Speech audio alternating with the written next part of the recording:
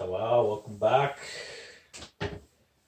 Um, so, just a little recap. Last episode, we're talking about self reflection and how it's pretty heavily, or just really help Jamin in with your life, right? Self reflecting. Yeah, and so I guess it'll be my turn to share a little bit. It's crazy how much there's some commonalities we've shared in that, right? Um, growing up, I grew up within that realm too, very born again, Pentecostal, kind of like full gospel kind of stuff. I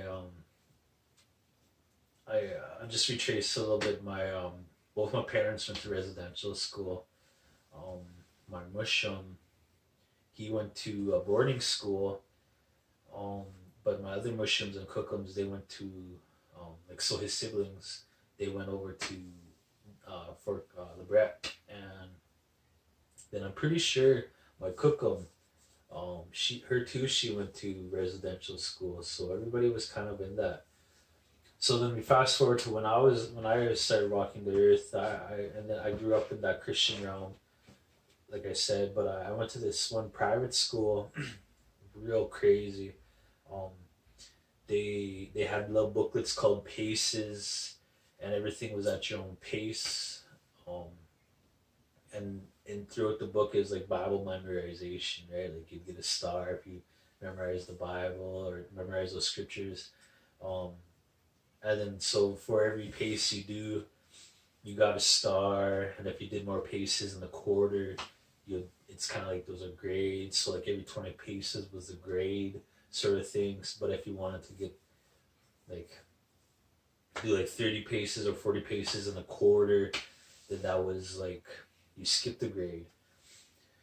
And it was pretty wild because I grew up like within North Central, like always, and how I grew up, I was always moving between my cookum and my mom. Just that, um, just just the struggle of having my mom was 16 when she had me, right? So it was kind of tough, but we always end up coming back to North Central. And we always end up going back to that school, and so that's where a lot of my spirituality, I guess you could say, is what I learned growing up there. Um, and then even until like grade 9 and 10, I went to Regina Christian School, and it was wild because I took like a bus. I was like an hour and a half every morning to go to school at that church or at that Christian school, as opposed to going to Scott, which was literally 2 blocks away from my place. So um, I grew up that way, and then high school, like 10, 11, or 11 and 12, I went to Carleton and PA. I went to Martin here, and then I went to Maple Creek, and I ended up graduating. And this is like I will be always forever grateful for this. One of the mentors I had at the time, he got a guy to pay for me to go to Caronport High School. He just gave like literally gave me $8,500 to go to Caronport High School and graduate. And yeah, and like so kind of I've always kind of had like a faith and prayer always growing up. Um, but I never like, and this is kind of where it was tough. Like I when I was young, I remember my cookum. She went to a couple of rain dances and she brought me, but I didn't know what it was, right? Like it's just like why are these Indians dancing in a circle, you know? And, like, what, you know? So I never knew what it was, and um, but my cookum, she pretty much raised me. She'd always speak Cree, like "Nihil" to me, and um, and that's one thing I've always remembered and carried with me as I grew up because we could converse, like I'd be able to talk with her, and I was pretty fluent when I was kind of growing up. But then she passed away when I was pretty young, like 12 or something, and ever since then I lost it. So that was kind of my only culture. Like I haven't been to a sweat when I was when I was young. I And then just the born againism, and those kind of stereotypes, right? Like, oh, that's demon worship and this kind of stuff. And I I I really never develop that my own idea. I just understood that it was the old law, you know, and since Jesus came to die for our sins, we don't need to do it the old ways. You know, now we can just come. So that was my understanding. So I never really um, thought it was demon worship, even though like a lot of people I knew growing up was like, yeah, it's demon worship. So anyways, fast forward, I ended up going to Bible college, and I went there for 7 years, which was wild. And but I and and the whole thing, the whole like um residential school, I never understood it. I never knew my parents went and my grandparents went. I never knew like they're alive and they're surviving. So I was like, what's the big deal, you know? And I was always gonna call an apple because of my faith. But then about my fifth year, fourth year in, it hit me. I started to do homework on residential schools, and I started getting to like these things about how you know, like the kids are stuck in electric chairs and all these kind of things. Like, and my heart just broke, right? And so I guess you'd say I backslid or fell away or whatever the terminology is there, and I started partying again. You know, and I was hurt. It was because I was hurt. Like I couldn't think of my Jesus doing that, right? And that's kind of the whole one of the issues, I guess you could say. It was just like that Jesus did that. You know, and it was kind of stuck. I was stuck in that mode for a couple of years, but then I started realizing um, I was missing something, and so I started to try to learn how to speak Cree because I knew that's what um, I wanted to honor my cookum like that, my mom, to honor her life in my life and start to heal because I knew that something was missing, and so I thought that's what it was. Um, so then I started to try to learn, but then at the same time, I still try to go back to church. Like I still tried to because that's what I knew, and I knew that something was missing.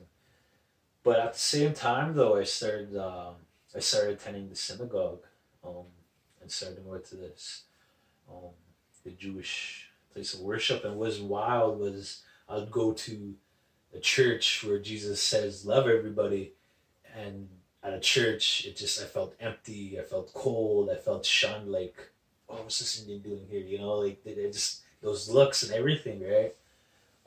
But when I went to this synagogue where they don't believe that Jesus was the Messiah, these people were warm and welcoming, and they were smiling at me, and I was like, what are you doing? You know, and they're just so welcoming.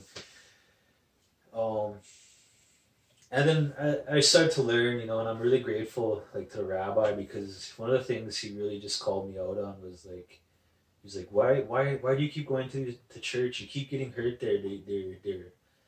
They you just get hurt when you go. He's like, because he cared for me, right? And he cared for my well being. He was like, you're a Cree man, and I was just like, wow, like I've never like experienced that kind of like love like that, where you know, like he knew something, um like just that other side of things, and he said it, as opposed to like if I was to go to a Christian, it'd be like, well, you know, you gotta pray a bit harder, or you gotta, you know, like let's look at the Bible, right? And it's like, no, and yeah, so then I started going my Cree ways, you know, and among that, like with the rabbi, I met this other teacher like Joseph, right? And him too, he was really encouraging me to realize my culture, my ways, and then I about and around the same time I actually started um, being introduced to people like Ray Alden or Terry LeBlanc or Wendy Peterson or Collie Wood. These people that really believe that you can worship Jesus through your culture, right? And so I was able to feel a bit more secure in my skin. But it wasn't until there was that the bad accident about 4 years ago, that kind of um, just pretty much sent me out to Quakatus to learn about my culture, my Nihil ways, and um, and understand that, and yeah, now that's kind of how it come is like I was like super born again, and I was like that until I was about 22, 23.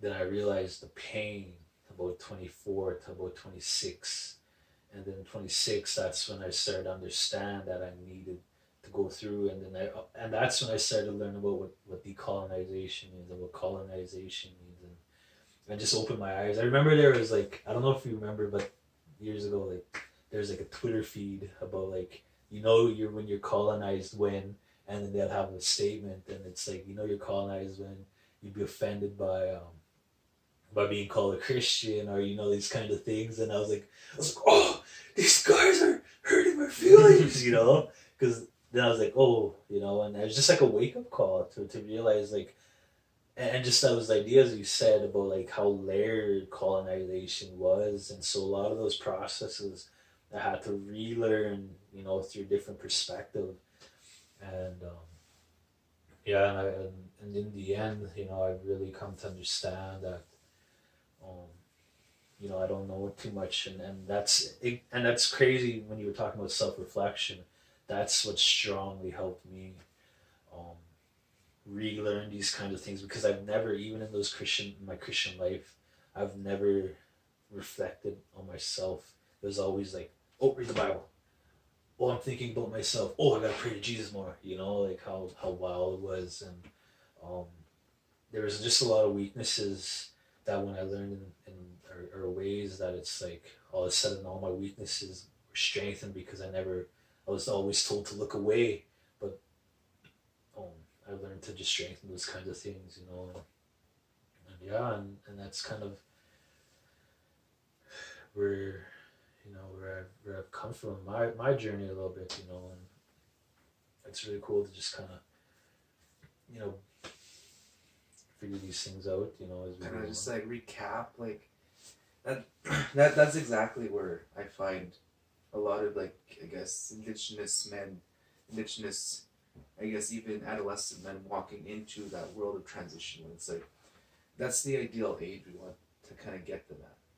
Recapping your life, like what were your milestones that you've considered milestones, or reflecting on that, and then I guess even the question like, what could we have done better to actually get back into that core self, right? Yeah. And then I don't know, but that's exactly what where it hits there, right? Yeah. Yeah, and I'm just, like, it's just wild, like I feel like I hear your story, and you've started to like Sundance at your age at 14 and these kind of things, and oh, my first sweat I went to when I was like 27, and for me that was just so wild, because I've never experienced anything like that. Like, I've heard people talk about it, and it's always through that Christian perspective, like, you don't know what kind of spirits are in there with you, Yeah. and I'm like, what? Like, Well, you don't. Right? But still, it's just kind of